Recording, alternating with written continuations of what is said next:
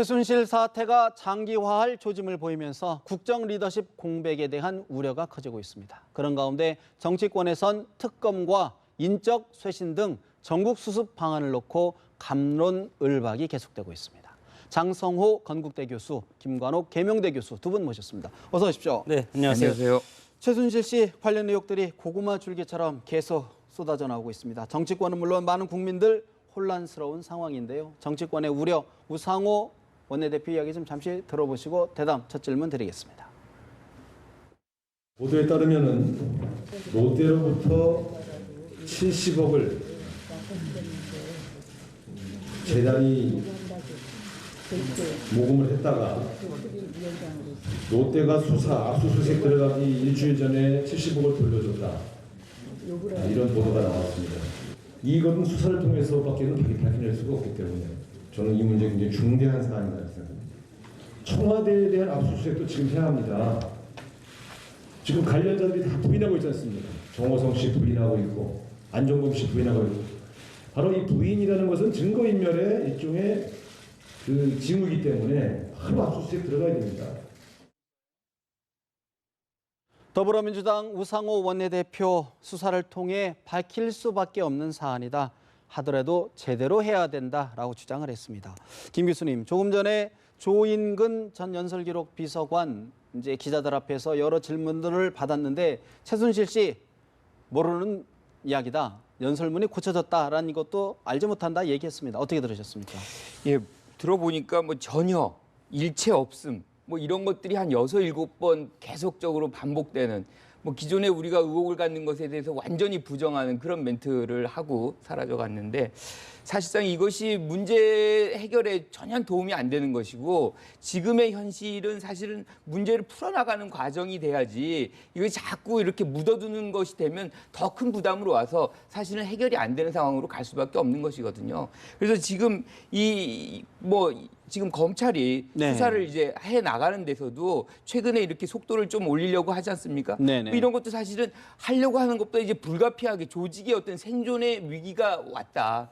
그러니까 지금 뭐 우리가 보다시피 가장 위기의 상황이 문체부 아닙니까? 문체부 통째로 흔들렸고 그 다음에 이제 교육부도 그래서 이제 감사에 본격적으로 들어가게 된 그런 맥락에서 사실은 검찰도 이제 거의 반강제적으로 이제 속도를 올릴 수밖에 없는 상황에 처해 있는 것인데 이 상황에서 이 조인근 전 비서관이 이렇게 답변을 하는 것은 사실상 문제 해결에 전혀 도움이 안 되는 것이죠. 사실은 이미 국민들이 알고 있는 사안이고 이미 지나간 일이 됐다. 어떻게 보십니까?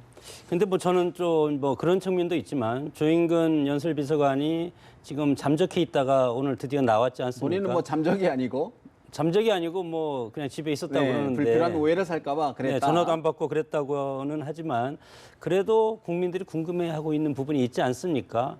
연설문이 다시 이상하게 돌아왔다. 이것은 본인이 오늘 거부했습니다. 그런 말을 하지 않았다고 거부했지만 이 있는 팩트는 팩트대로 논란의 중심에 섰던 이런 어떤 촉발시켰던 어떤 단초를 제공한 분이기 때문에 오늘 나와서 적절한 시점에 자신의 어떤 심경을 얘기했다는 것은 뭐 저는 긍정적으로 봅니다. 다만 이것은 모든 것은 공적인 역할을 할 수 있는 검찰이 모든 것을 밝힐 필요가 있고 그래서 역설적으로 지금 검찰이 뭐 과거의 정치 검찰이라든가 이런 비판도 많이 들었지만 역설적으로 이 박근혜 정권의 어떤 명운을 지금 쥐고 있는 기구는 저는 검찰이라고 봅니다. 뭐 앞으로 특검도 있겠지만 특검보다는 현재의 검찰이 1차 수사를 어떻게 해서 결과를 빠른 시일 내에 내놓냐.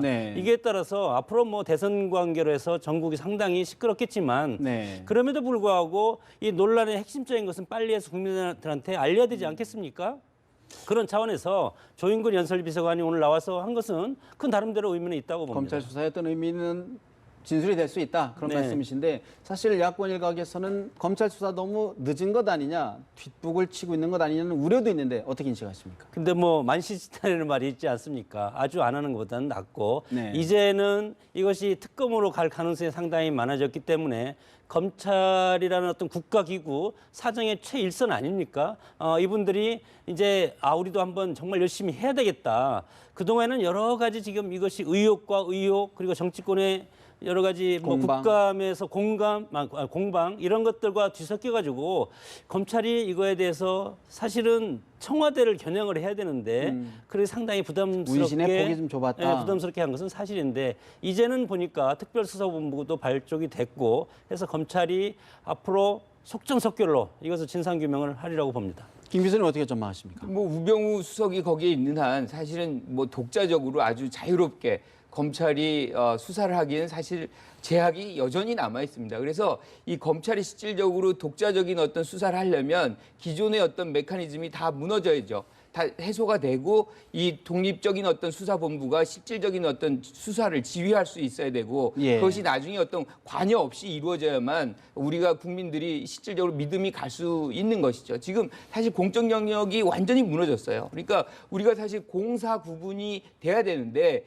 이것이 안 돼. 우리가 공직을 줄 때에는 권한을 줍니다. 근데 그 동시에 책임이 있는 거죠. 그런데 공직은 없고 권한만 있는 사람은 책임은 없고. 책임도 없는 것이죠. 네. 이것이 사실상 우리들을 지금 굉장히 경악스럽게 하는 것이고 사실 굴욕적인 장면을 만들어 즉 직책이 없는 사람한테 지배를 당했다는 어떤 이 굴욕감을 우리가 갖게 되는 것인데 지금 이 부분에서 사실 검찰이 제일 먼저 이것을 실제로 공적 영역에서 문제를 해줘야 되는 어떤 기관임에도 불구하고 지금 몇 달째 지금 사실상 마비돼 있는 상태고 이제 시작하는 것이죠. 국민들은 그걸 다 보고 있었거든요.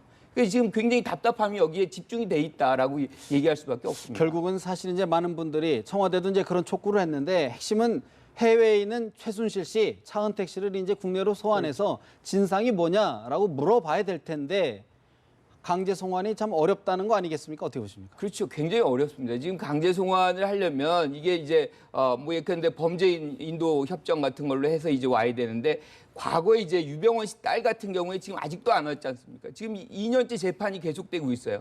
그러니까 예컨대 이런 수법을 계속해서 최순실 씨가 쓴다면 이 정권 넘어간 다음에나 옵니다.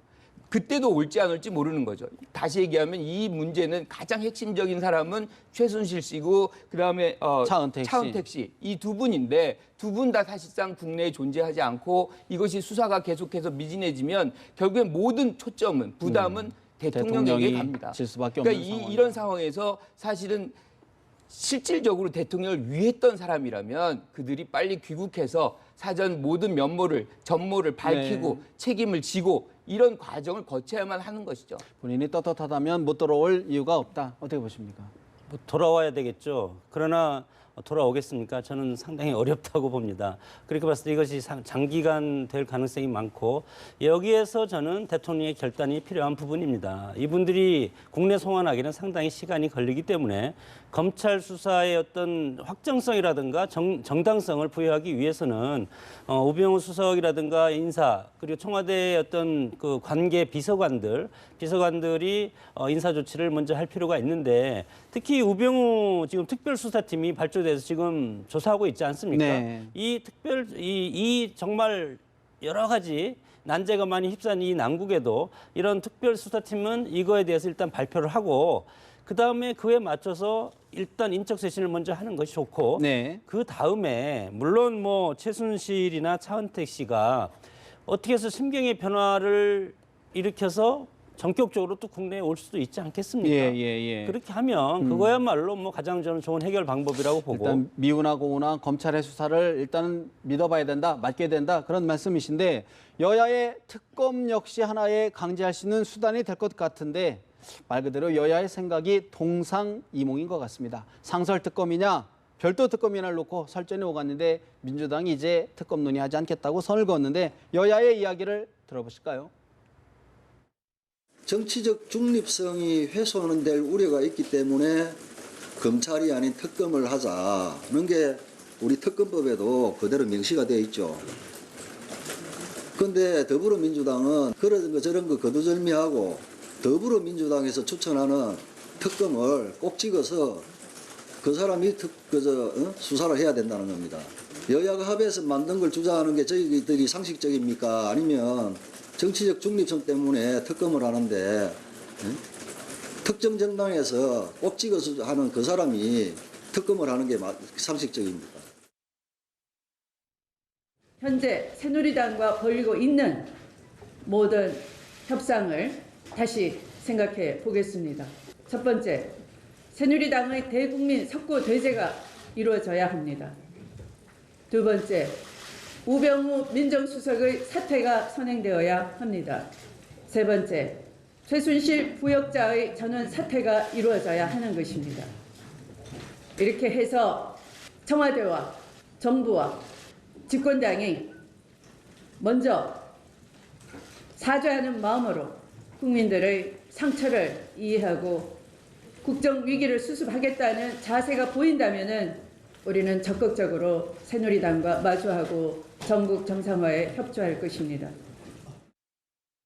새누리당 김도읍 원내수석 부대표 정치적 중립을 이유로 특별 검사를 하자는 건데 특정 정당을 꼭 집어하는 것은 상식적이지 않다라고 반박을 했습니다. 추미애 더불어민주당 대표 모든 협상을 다시 생각해 봐야겠다고 밝혔습니다. 김 교수님, 추미애 대표 새누리당 석고대죄, 우병우 수석의 사퇴, 최순실 관련자의 전원 사퇴 3대 선결 조건을 내걸었는데 어떤 이유일까요? 갑자기? 사실은 뭐 여러 가지가 있겠지만 지금 이렇게 예컨대 특검 논의가 전국을 주도하게 되면 사실상 책임 논쟁이 흐지부지 되는 그런 상황이 맞이할 수밖에 없고 이것이 흐지부지 되는 것이 장기화될 경우에 국민들 눈에는 결국엔 새누리당이 책임이 있음에도 더 많음에도 불구하고 민주당까지 그런 같은 어떤 이 통으로 될 수 있는 네. 그런 가능성이 있다는 것에 우려가 그 안에 깔려 있는 것이고, 즉 책임의 소재를 일단 명확히 해야 될 필요성이 있는 것이고 이 과정에서 사실은 조건이 달라지지 않습니까? 예. 삼설 특검,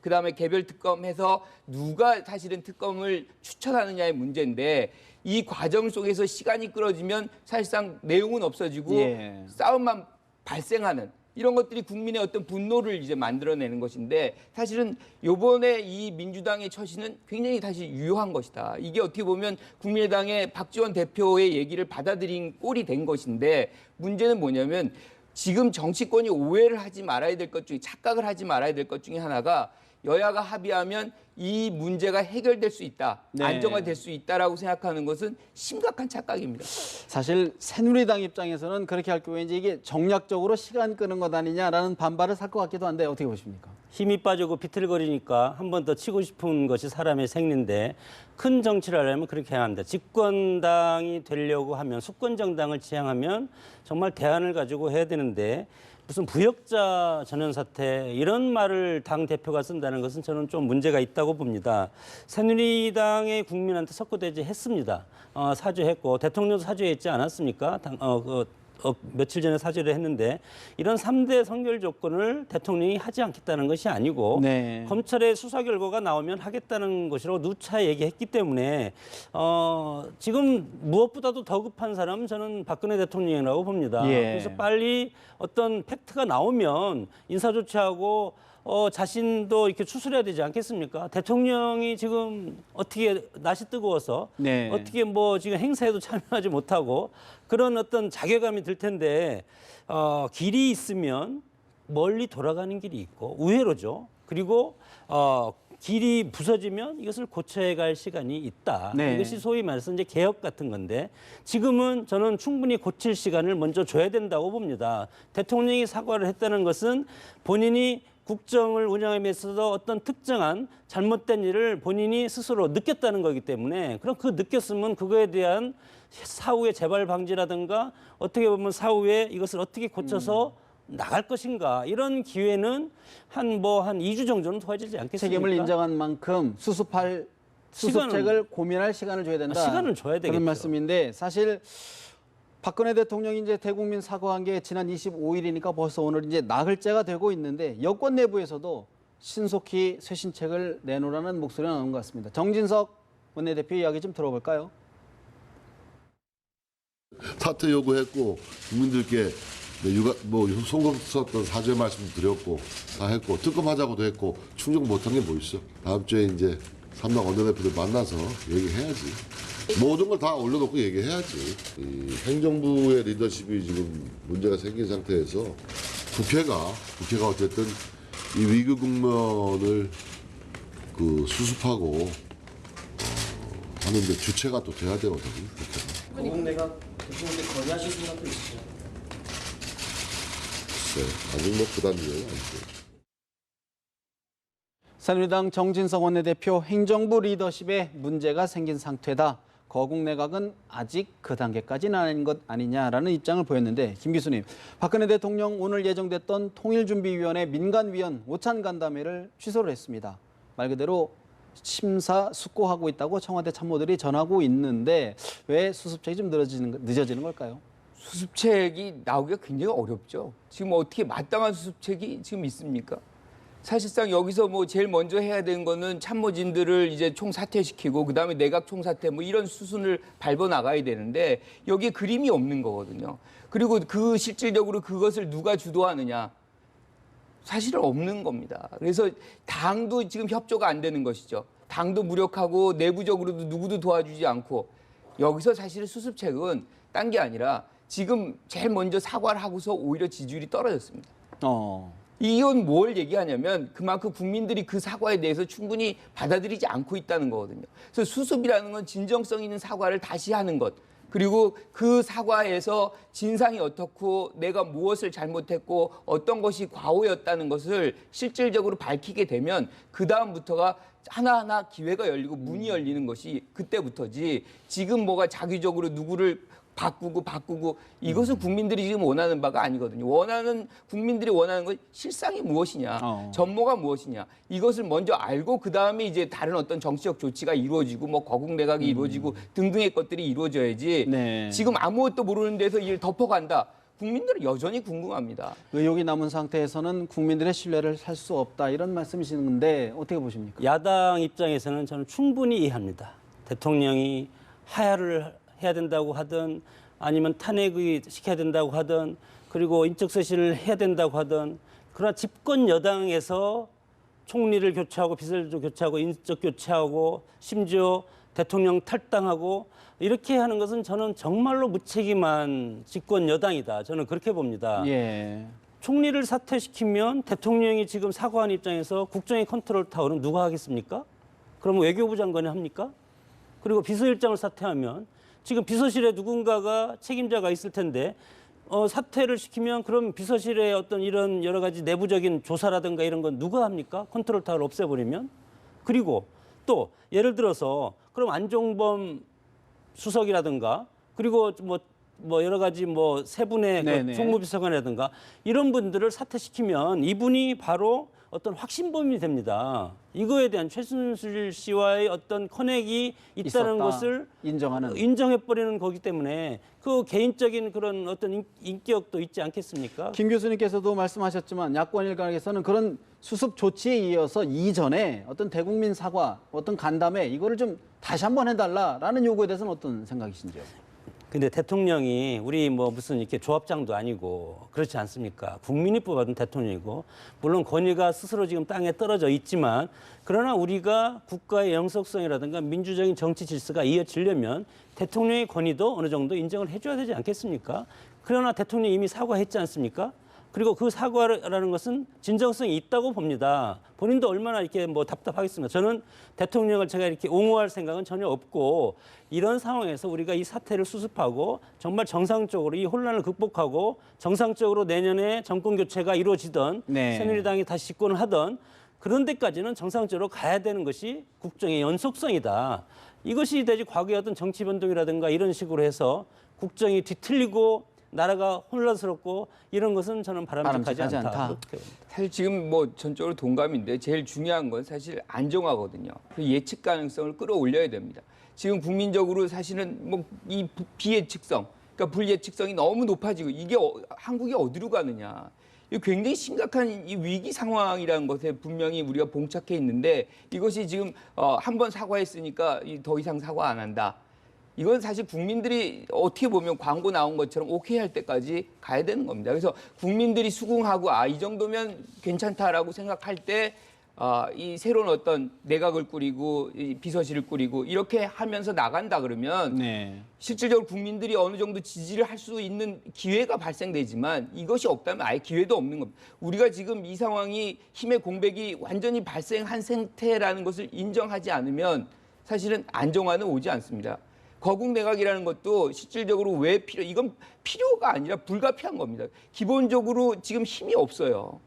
어떤 형태로든 지금 이 정부가 뭔가를 추진하려고 할 때 이거 실질적으로 동력을 가질 수 있느냐는 네. 것에 상당 부분 회의가 존재한다는 것이죠. 제가 사과를 하지 말라고 한 것은 아니고 사과를 한 번 했는데 그 다음에는 이제 검찰 수사가 지금 진행되고 있지 않습니까? 또 우병우 수사가 또 발표되지 않겠습니까? 그 결과를 놓고 대안을 가지고 사과를 해야지 매일 나와서 할 수는 있지 않겠습니까? 오늘도 잘못했고 내일도 잘못했고 그러면 대통령이 그러면 권위도 없고 잘못했다고 매일 하면 국민은 누굴 보고 따라갑니까? 사과만이 능사가 아니고 뭔가 구체적인 팩트를 가지고 사과를 해야죠. 앞으로는 대안을 가지고 사과해야 된다. 사실 이제 오늘 갤럽, 한국갤럽의 여론조사 결과가 나왔는데 박근혜 대통령의 주간 지지도가 17%를 기록을 했습니다. 사실 뭐 일부 예견됐던 일이기도 하지만 주간 지지도가 17%라는 거는 굉장히 좀 어떻게 보면 국민들, 많은 지지자들 입장에서 볼 때 좀 충격적인 일인데 김 교수님, 지금 거듭해서 계속 얘기하고 있지만 대구 경북 60대 이상 이른바 콘크리트 지지층도 좀 무너지고 있거든요. 사실 뭐 대구 경북 분들이 더 상처를 많이 받은 거죠. 이 부분은 기본적으로 이제 더 지원한 사람들이 이렇게 뭔가 이렇게 아픔이 더 큰 부분입니다. 그래서 시기적으로 이건 더 떨어질 가능성이 굉장히 높고요. 이 지지율이 계속해서 이렇게 하향 곡선을 그리고 이것이 계속 내려가는 이유는 결국에는 문제 해결이 아무것도 안 됐다는 거거든요.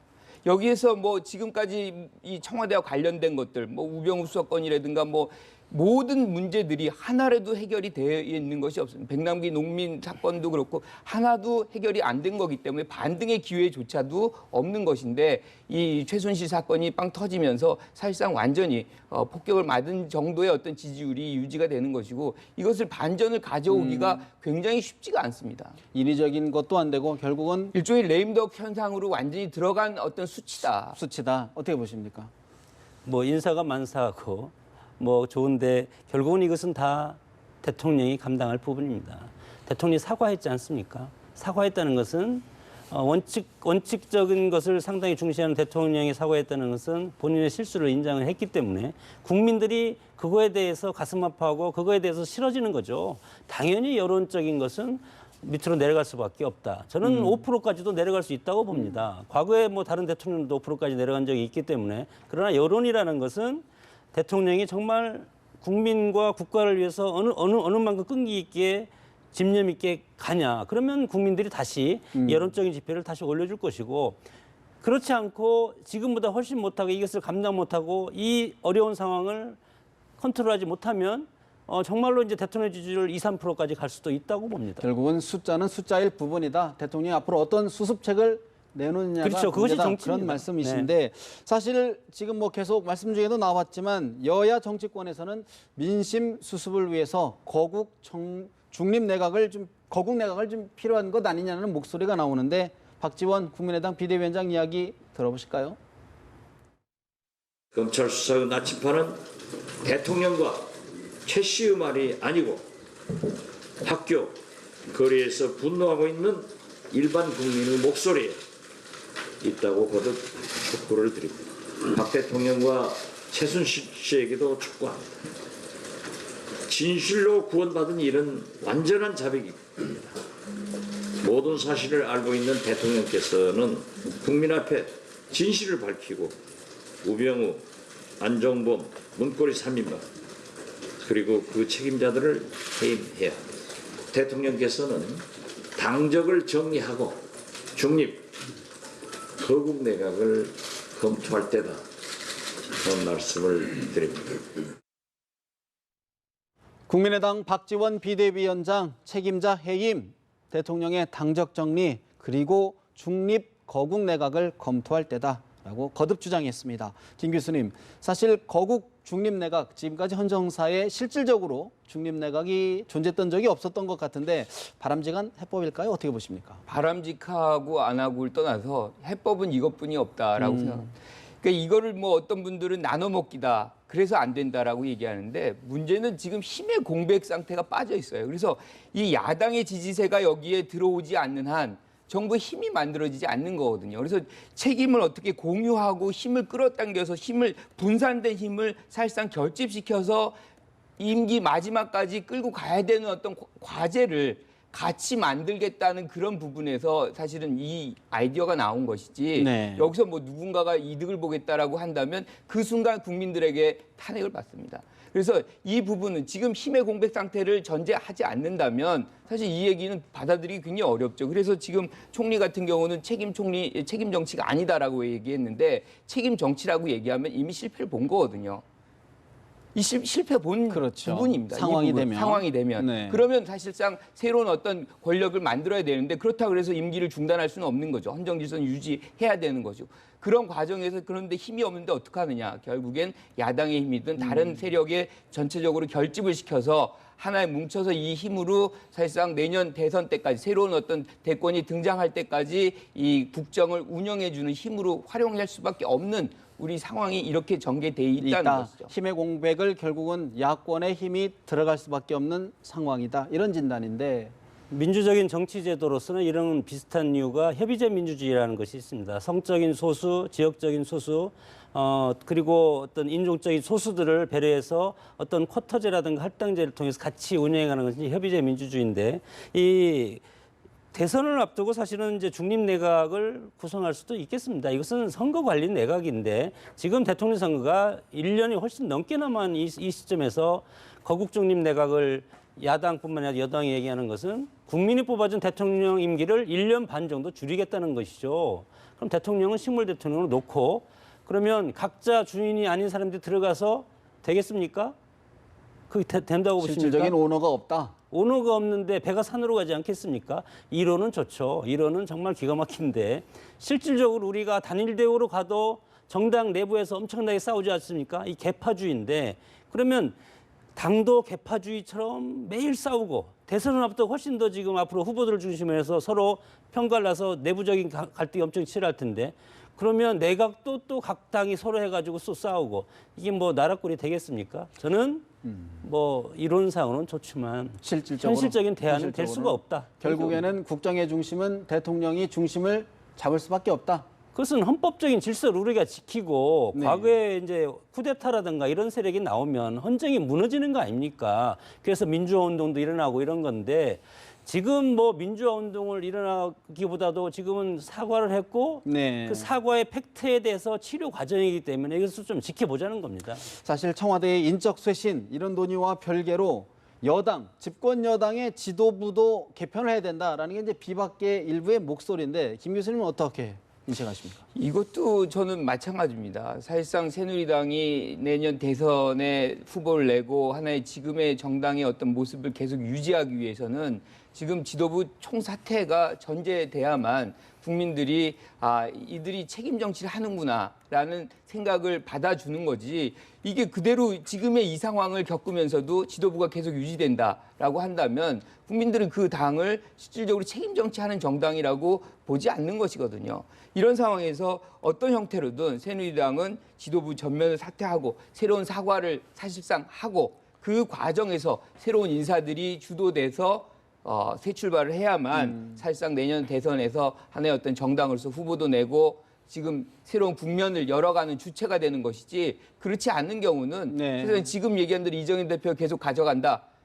사실상 그만큼의 시간만큼의 그 당의 어떤 생명력이 더 줄어드는 그런 어떤 굉장히 절대절명의 어떤 상황이라는 것을 좀 인식할 필요가 있다. 국정 운영의 삼각축이라면 이른바 당정청을 얘기하는데 집 여당 지도부까지 사퇴할 경우에는 엄청난 힘의 공백이 있을 것 같은데 이 정치가 없어지는 거죠. 이제 회오리의 정치라는 것도 있는데 그거와 이제 이거랑 개념이 좀 틀린 건데 나라 전체의 어떤 흐름이 없어지면 이게 무법천지가 되는 거 아니겠습니까? 정치는 질서인데 조화로운 혼란을 질서로 전환하는 것이 정당과 의회와 정부가 하는 건데 그러면 이 컨트롤 타워가 없어지면 배가 난파선으로 가는 겁니다. 네. 그럼 이것을 누가 컨트롤합니까? NGO가 하겠습니까? 야당이 하겠습니까? 야당은 아직 국민들로부터 정권을 담당해 달라는 임무를 부여받지 못한 정당 아니겠어요? 말 세력 그대로 아니겠습니까? NGO죠. 네.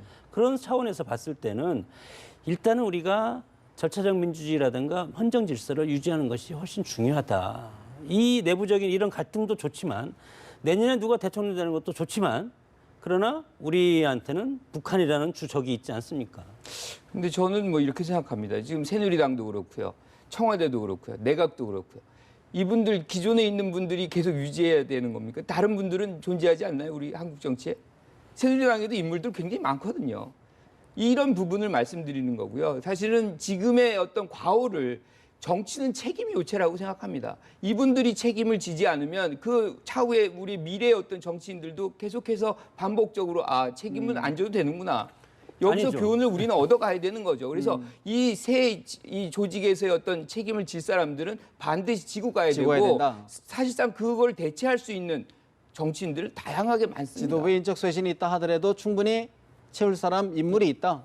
뭐 당연히 그건 채워야 된다고 봅니다. 대대적인 뭐 내각 총사퇴는 아니더라도 대폭적인 내각 개편과 청와대 개편은 뒤따르라고 봅니다. 그건 당연히 하지 않겠습니까?